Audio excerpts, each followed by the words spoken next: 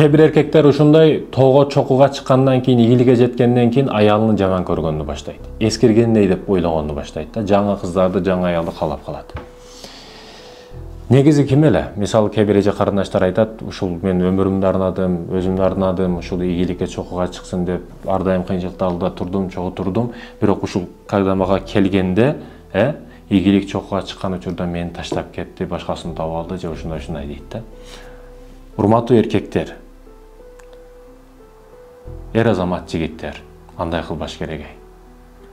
Чындыгында мындай ойлоп карайлы. Кайсы учур болбосун, бир сиз кирпич коюп атканда кирпичти алып берген ошо аялыңыз.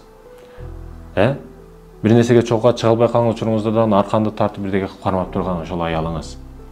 Ар бир учурда ширинен шекер болгон балдарды, таттуу балдарды төрөп берген ошо аялыңыз.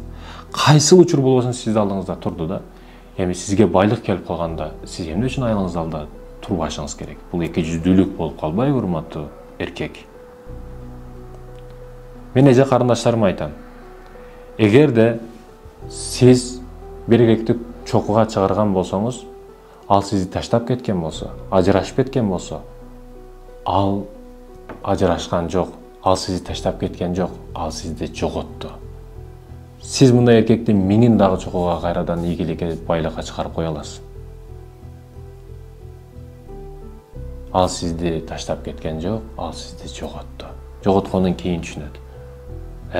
Мындай нерселер болуп атат. Экинчисин таап алат, ойнош кылып алат, башка кылып алат, анан башыга доңк деп жегенде түшүнөт.